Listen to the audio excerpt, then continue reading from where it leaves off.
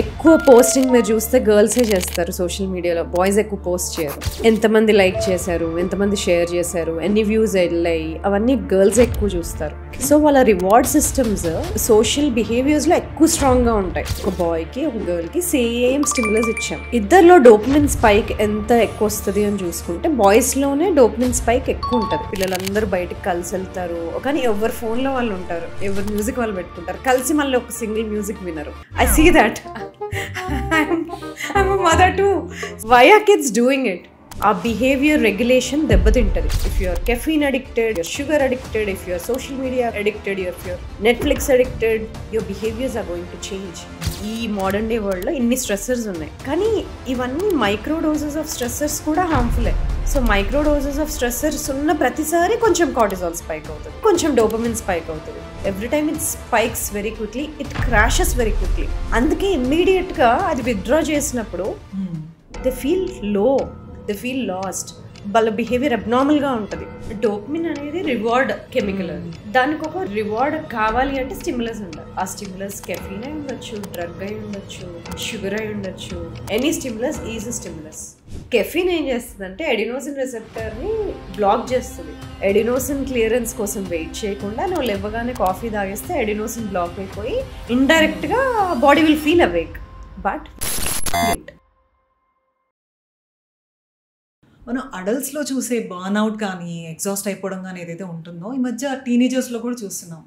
ఇప్పుడు అడల్ట్స్ కంటే financial pressures ఉంటాయి, వర్క్ స్ట్రెస్ ఉంటుంది, ఇవన్నీ ఉంటాయి. బట్ టీనేజర్స్లో జస్ట్ కాలేజ్కి కానీ స్కూల్కి కానీ వెళ్ళి రావడమే కదా, బట్ స్టిల్ వాళ్ళల్లో కూడా ఇంత బర్న్అవుట్ ఎందుకు ఉంటుందంటారు? అందరం అనుకుంటాం కదా పేరెంట్స్ అంటే చాలా వర్క్ ఉంటుంది పేరెంట్స్కి. వర్కింగ్ పేరెంట్స్కి అయితే ఇంకా ఎక్కువ, like financial pressure, work pressure, peer pressure, ఇంట్లో మళ్ళీ వంట చేయాలి, kids pressure, lot of things. కానీ I keep meeting lot of parents క్లినిక్లో బయట.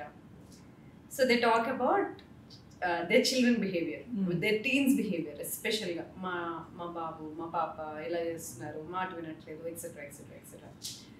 కానీ ఏం జరుగుతుంది మోడర్న్ వరల్డ్లో అంటే, ఫస్ట్ ఆఫ్ ఆల్ వాళ్ళ brains and nervous system circuits కంప్లీట్గా డెవలప్ అవ్వలేదు టీనేజర్స్లో. అవి ఇంకా డెవలప్ అవుతున్నాయి.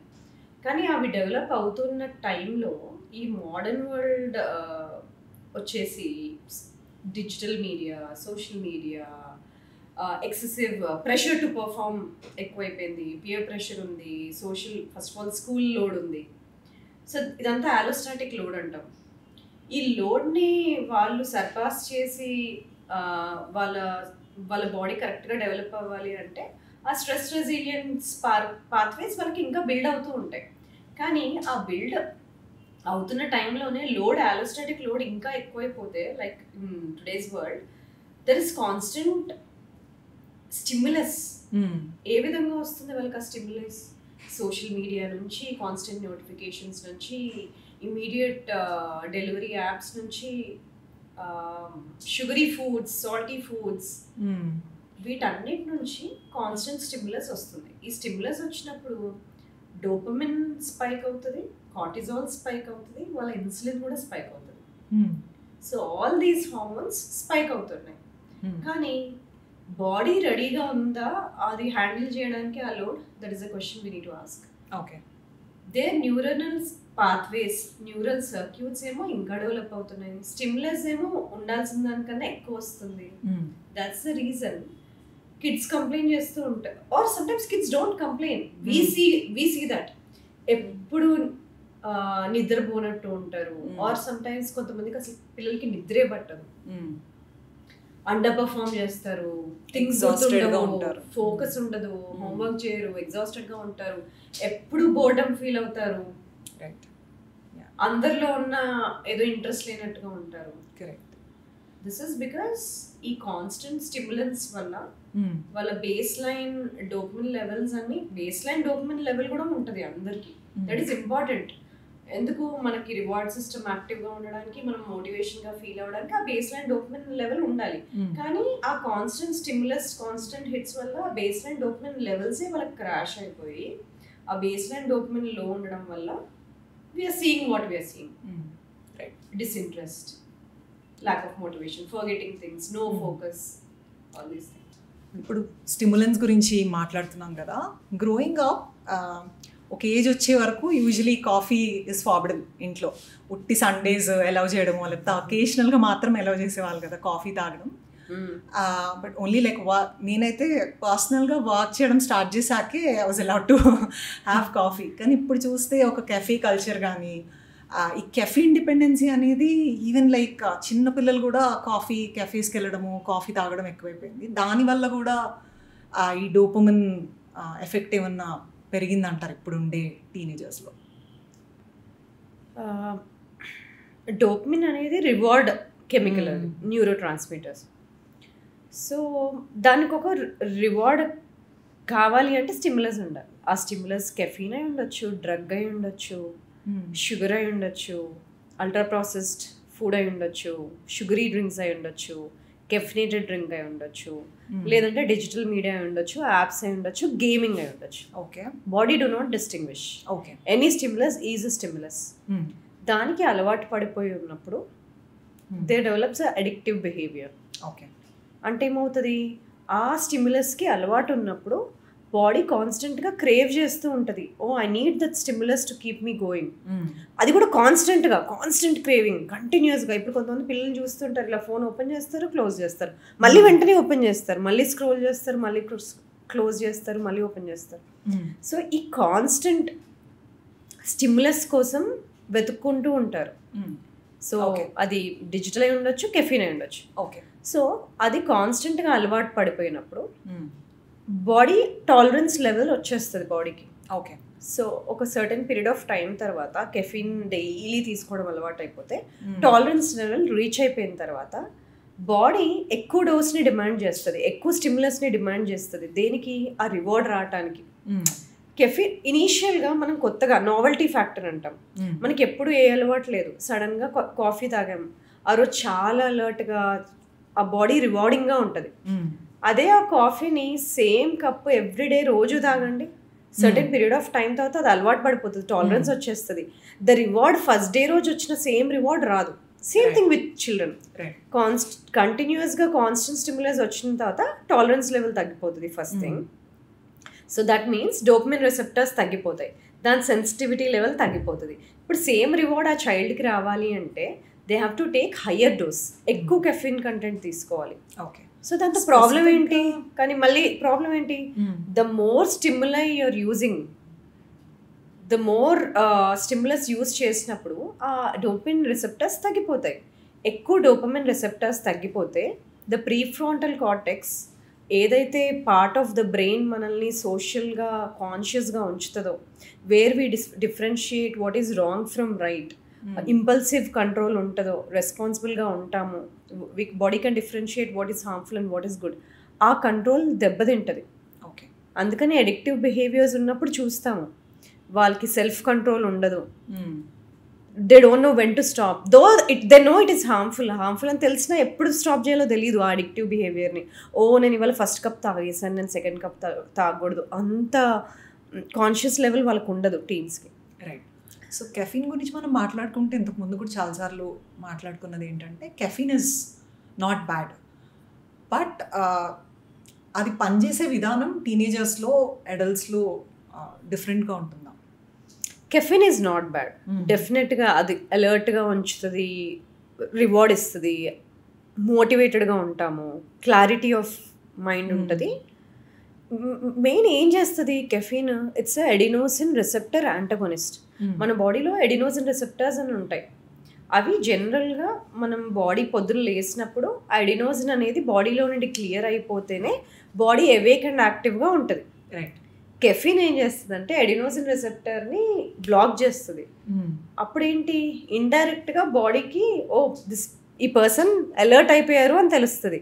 అంటే న్యాచురల్గా బాడీ ఎడినోసిన్ క్లియరెన్స్ కోసం వెయిట్ చేయకుండా నువ్వు లేవగానే కాఫీ తాగేస్తే ఎడినోసిన్ బ్లాక్ అయిపోయి హ్యాక్, ఇండైరెక్ట్గా body will feel awake.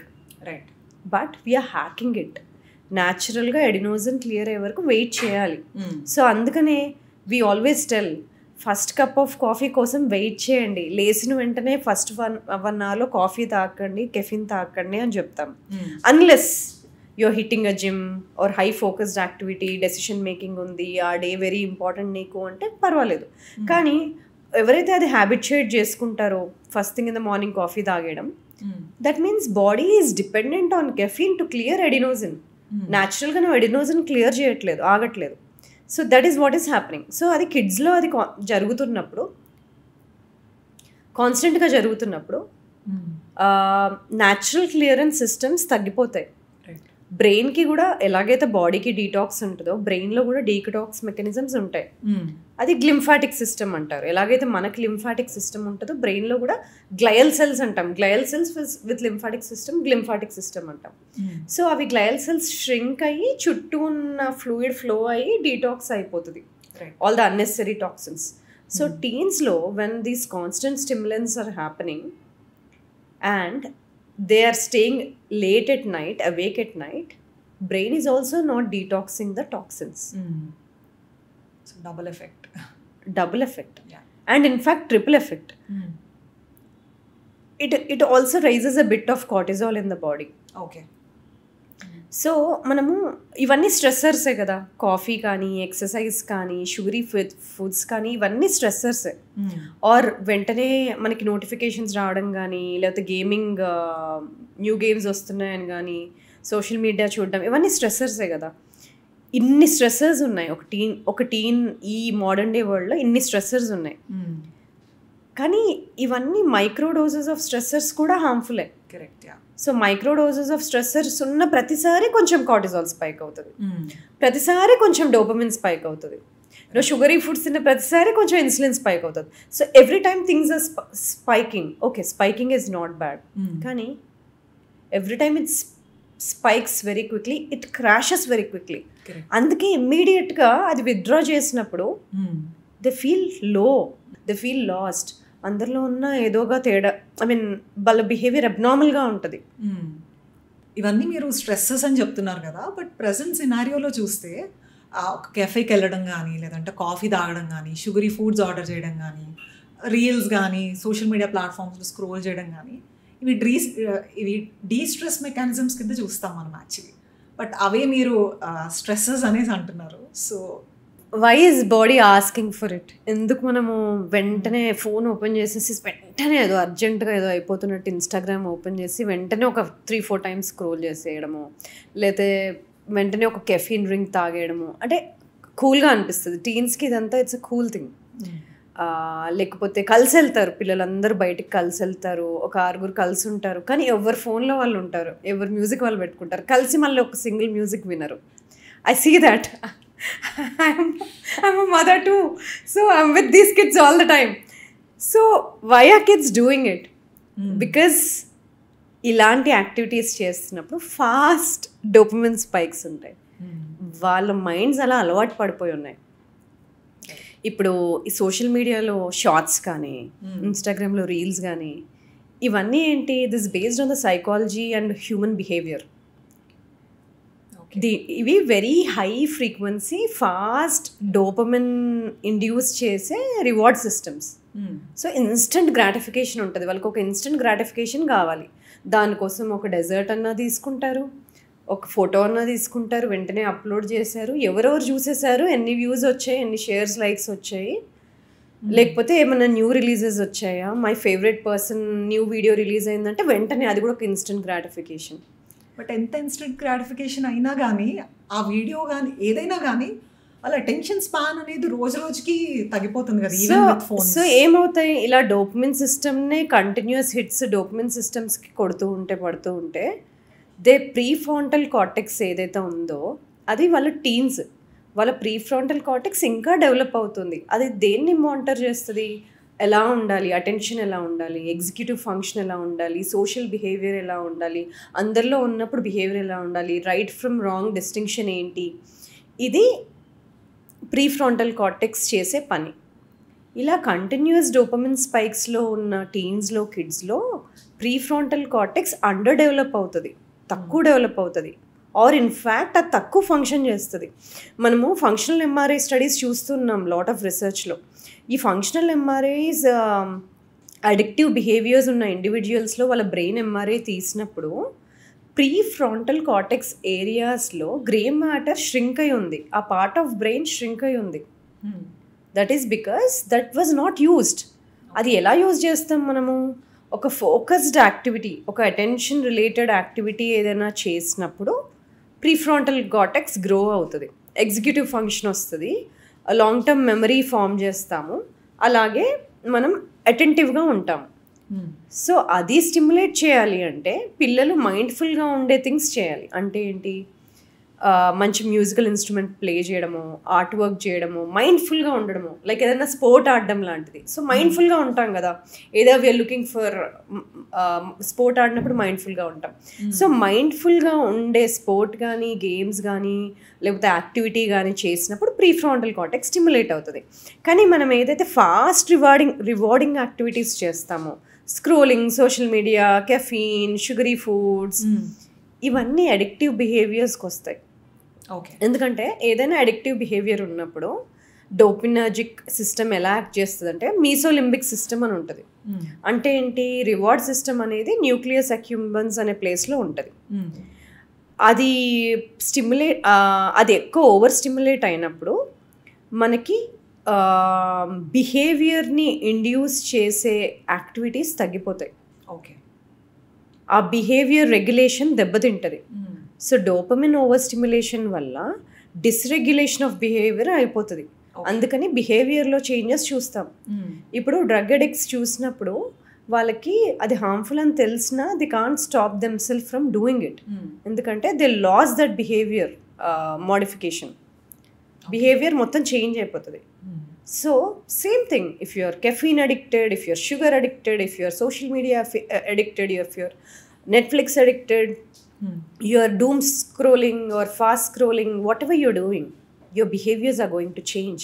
Prefrontal cortex దెబ్బతింటుంది, అటెన్షన్ దెబ్బతింటుంది, ఎగ్జిక్యూటివ్ ఫంక్షన్ తగ్గుతుంది. ఓకే. ఈ ఎఫెక్ట్స్ ఏదైతే మనం మాట్లాడుతున్నామో అవి బాయ్స్లో గర్ల్స్లో కూడా డిఫరెంట్గా ఉంటాయా? మనం టీన్స్ గురించి మాట్లాడుతున్నాం కాబట్టి they go through puberty stage అప్పుడు. So hormones are still changing. Right. ఒకవేళ ఆల్రెడీ మెన్స్ట్రుయేటింగ్ గర్ల్స్ ఉన్నారనుకోండి, they have menstrual cycles. So there's a interplay of oestrogen, progesterone, అది అంతా. బాయ్స్లో అయితే టెస్టోస్టెరాన్. సో ఈ డోపమిన్ పాత్వే ఏదైతే ఉందో ఆ న్యూరల్ సర్క్యూట్ కొంచెం మెన్స్ట్రల్ సైకిల్స్ వల్ల ఈస్ట్రోజన్ డోపమిన్ ఎఫెక్ట్ అనేది ఉంటుంది. సో ఇద్దరికి సేమ్ స్టిమ్యులస్ ఇచ్చామనుకోండి, ఒక బాయ్కి ఒక గర్ల్కి సేమ్ స్టిమ్యులస్ ఇచ్చాం, రివార్డ్ స్టిమ్యులస్. ఇద్దరిలో డోపమిన్ స్పైక్ ఎంత ఎక్కువ వస్తుంది అని చూసుకుంటే బాయ్స్లోనే డోపమిన్ స్పైక్ ఎక్కువ ఉంటుంది, because of the way testosterone is acting differently from oestrogen that is acting. So ఎందుకంటే the number of receptors, dopamine receptors పైన యాక్ట్ చేస్తుంది కాబట్టి D1, D2 రిసెప్టర్స్ అని ఉంటాయి. అవి బాయ్స్లో హిట్ అయ్యి ఎక్కువ డోపమిన్ రిలీజ్ అవుతాయి. సో సేమ్ స్టిమ్యులస్ ఇచ్చినా కూడా రివార్డ్ అనేది బాయ్స్లో డోపమిన్ వల్ల ఎక్కువ ఉంటుంది రివార్డ్. అదే రివార్డ్ ప్యూబర్టీ టైంలో గర్ల్స్లో తక్కువ ఉంటుంది. కానీ ఇద్దరు కూడా అడల్ట్హుడ్కి రీచ్ అయినప్పుడు బాయ్స్ గర్ల్స్ అప్పుడు అన్నీ ఈక్వల్ అయిపోతాయి. Okay. Same amount of reward ఉంటుంది. కానీ గర్ల్స్ రివార్డ్ సిస్టమ్స్లో కొన్ని సోషల్గా ఉంటాయి, ప్రో సోషల్గా ఉంటాయి. ఓకే. అంటే వాళ్ళ స్టిమ్యులస్ ఎక్కడ ఎక్కువ ఉంటుంది అంటే, ఫర్ ఎగ్జాంపుల్ ఎక్కువ పోస్టింగ్ మీరు చూస్తే గర్ల్సే చేస్తారు సోషల్ మీడియాలో, బాయ్స్ ఎక్కువ పోస్ట్ చేయరు. ఎంతమంది లైక్ చేశారు, ఎంతమంది షేర్ చేశారు, ఎన్ని వ్యూస్ వెళ్ళాయి, అవన్నీ గర్ల్స్ ఎక్కువ చూస్తారు. సో వాళ్ళ రివార్డ్ సిస్టమ్స్ సోషల్ బిహేవియర్స్లో ఎక్కువ స్ట్రాంగ్గా ఉంటాయి. అంటే వాళ్ళు ఎలా కనిపిస్తున్నారు, అవతల వాళ్ళని ఎలా పర్సీవ్ చేసుకుంటున్నారు అనేది గర్ల్స్లో ఎక్కువ ఉంటుంది. వర్సెస్ లైక్ బిహేవియర్స్ బాయ్స్లో ఎలా కనిపిస్తాయి. అదే బాయ్స్లో అయితే వాళ్ళకి డిఫరెంట్ కైండ్స్ ఆఫ్ స్టిమ్యులస్ కావాలి. లైక్ స్క్రోలింగ్ అవ్వచ్చు, గేమింగ్ అవ్వచ్చు, షుగర్స్ అవ్వచ్చు, కెఫీన్ అవ్వచ్చు, వీటికి డోపమిన్ రిలీజ్ చాలా ఎక్కువ ఉంటుంది. అదే గర్ల్స్లో అయితే రివార్డ్ స్టిమ్యులస్ పిక్చర్స్ పోస్ట్ చేయడంలో, పిక్చర్స్ని ఎంతమంది వ్యూ చేశారు, ఇలాంటి వాటిలో ప్రో సోషల్ యాక్టివిటీలో రివార్డ్ సిస్టమ్స్ చాలా స్ట్రాంగ్గా ఉంటాయి. ఓకే. మేబీ గేమింగ్కి వాళ్ళకి అంత డోపమిన్ రిలీజ్ అవ్వకపోవచ్చు. Got it. So what the scroll is also different, right? Girls, boys, different things scroll చేస్తారు. Those scrolling could hit similar dopamine pathways reward ఎంత ఎక్కువ బాయ్స్లో వస్తుందో గేమింగ్లో నుండి గర్ల్స్కి అంత రాదు. సో సోషల్ అది వాళ్ళ ఎక్కువ ప్రో సోషల్ ఉంటారు గర్ల్స్లో. కానీ అడల్ట్హుడ్కి వచ్చేటప్పటికి అన్నీ ఈక్వల్ అయిపోతాయి. D1 D2 రిసెప్టర్స్ అన్నీ సిమిలర్గానే పనిచేస్తాయి. ఓకే, ఇప్పుడు ఫోన్స్ ఆల్రెడీ అందరికి అలవాటు అయిపోయింది, అదేమి వెనక్కి తీసుకోవడం అలా ఏమి ఉండదు. లేదంటే లైక్ కెఫే కల్చర్ కానీ ఇవన్నీ ఆల్రెడీ ఉన్నాయి. కానీ పేరెంట్స్కి ఇది జారిపోతుంది అనో లేకపోతే ఎర్లీ సైన్స్ ఏవైతే ఉన్నాయో అవి ఎలా తెలుస్తాయి? సో దట్ యాక్షన్ తీసుకోవాలి దీని తర్వాత. సో ఆ డిఫరెన్స్ ఏముంటుంది? న్యూరో ట్రాన్స్మిటర్స్ మన బ్రెయిన్లో ఒక రీజన్ కోసం ఉన్నాయి, ఈ డోపమిన్ అనేవి, సెరటోనిన్ అనేవి. ఎందుకంటే మనము ఎంత హ్యాపీగా ఉండాలి, కంటెంట్గా ఉండాలి, మోటివేషన్, డిసిప్లిన్, ఆ రివార్డింగ్ మనకు అవసరం. అది ఉండాలి, నార్మల్ లెవెల్స్లో ఉండాలి, ఓవర్గా ఉండకూడదు, అండర్గా ఉండకూడదు. కానీ in this modern times over stimulation అయిపోతుంది. కానీ ఇప్పుడు ఆ ఓవర్ స్టిమ్యులేషన్ అవ్వడం వల్ల వాళ్ళ బిహేవియర్స్ చేంజ్ అవుతున్నాయని ఆ పిల్లలకు కానీ ఆ పేరెంట్స్ కానీ ఎలా తెలియాలి? కరెక్ట్. సో ఏవైనా లాంగ్ డ్యూరేషన్ వర్క్స్ ఇచ్చినప్పుడు వాళ్ళు బోర్ అయిపోవడము, ఫ్రస్ట్రేటెడ్ ఫీల్ అయిపోవడము, సాడ్ అయిపోవడం, ఇలాంటి బిహేవియర్స్ ఉన్నా, లేదు they trying to multi task. అంటే ఆల్రెడీ టీవీ చూస్తున్నారు, మళ్ళీ ఒక పక్క గేమ్ ఆడుతున్నారు, ఇంకో పక్క ఫోన్లో స్క్రోల్ చేస్తున్నారు, ఇంకో పక్కలో షుగర్స్ కోసం క్రేవ్ అవుతున్నారు. సో ఇలా మల్టీ టాస్కింగ్ చేస్తున్నప్పుడు, ఇంకోటి ఊరికి ఎమోషనల్లీ వోలటైల్ అయిపోతారు ఇలాంటి బిహేవియర్స్ ఉంటున్నప్పుడు. లేదంటే అందరిలో కలిసి ముందు ఇష్టంగా చేసే పనులు ఇప్పుడు డిసింట్రెస్టెడ్ ఫీల్ అవుతున్నారు. సో ఇలాంటి బిహేవియర్స్ ఉన్నాయి అంటే maybe they are over stimulated. అవి మనం కొంచెం చెక్ చేసుకోవాలి. కానీ good thing is brain is very neuroplastic. మనం ఈ సైన్స్ అన్ని రివర్స్ చేయొచ్చు. ఒక్క 72 hour 48 to 72 hour dopamine detox చేసినప్పుడు బిహేవియర్స్ మళ్ళీ చేంజ్ అవుతాయి. సో ఆ బేస్ లైన్ డోపమిన్ లెవెల్ కనుక ఇంతకుముందు లో ఉన్నది నార్మలైజ్ చేయగలిగితే we can again feel happy and satisfied to smaller stimuli. Got it. ఇప్పుడు పేరెంట్స్ కూడా ఈ బిహేవియర్ ఏదైతే ఉందో అది రివర్స్ చేసుకోవచ్చు అనేసి అంటున్నారు కదా. బట్ కొట్టకుండా లేదంటే వాళ్ళని హర్ట్ చేయకుండా స్మార్ట్గా మీరు కూడా లైక్ ఇందాక అన్నారు కదా, నేను కూడా ఒక మదర్ని నాకు తెలుసు అని. సో మీరు ఎలా చేస్తారు అంటే స్మార్ట్గా? How do you balance it? Or ఆ రివార్డ్ సిస్టమ్ని కంట్రోల్లో ఉంచడానికి what can parents do? I think parents పిల్లలు అందరు కలిసి చేయాలి ఇది. అంటే పేరెంట్స్ వాళ్ళు మటుకు డోపమిన్ అడిక్ట్స్ అయిపోతారు, పిల్లలు మటుకు డోపమిన్ డీటాక్స్ అవ్వాలి అంటే ఎలా కుదురుతుంది? We all lead by example and we set an example. So I think as a family కల్చరల్గా కలిసి డైనింగ్ టేబుల్ పైన ఎలా భోజనం చేస్తామో ఈ డోపమిన్ కూడా కలిసి డీటాక్స్ చేయాలి. So all of them should have a set family rules. Okay, 1 hour before bedtime screens are off. అంటే screens are off both for children and parents, ఇద్దరికి కూడాను.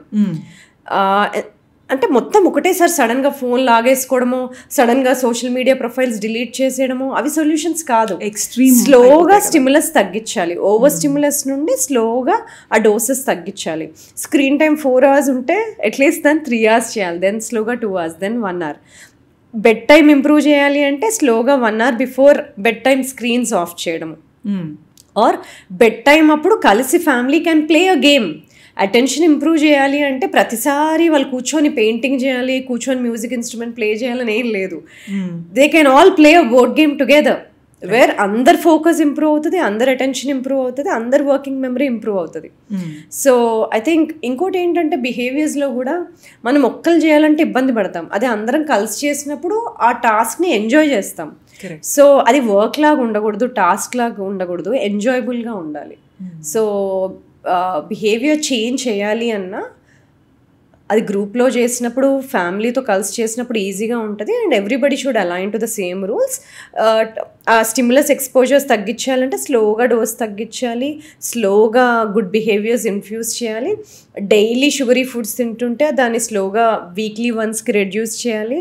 అసలు హెల్దీ ఫుడ్స్ తినట్లేదు అంటే స్లోగా దాన్ని 2 to 3 days a week induce చేయాలి. So ఇలాంటి smaller changes. So I bought this 3 new games at home అనమాట. పెలుసాస్ అని ఇట్స్ వెరీ మెమరీ గేమ్ అనమాట, numbers game. So basically you are more attentive in the game. So in a way ఆ టైంలో dopamine wrong addictive behaviours ఉండకూడదు కదా, wrong over stimulation ఉండకూడదు. Right kind of behaviours are fine కదా. So మనకి phone వల్ల over stimulation అవుతుంది, that is bad. Okay, అది అవ్వకూడదు. సో అది పక్కన పెట్టినప్పుడు బాడీ ఆ టైంలో ఇట్స్ క్రేవింగ్ ఫర్ స్టిమ్యులేషన్ కదా. మరి ఆ క్రేవింగ్ ఫర్ స్టిమ్యులేషన్ని ఎలా ఆపుకోవాలి?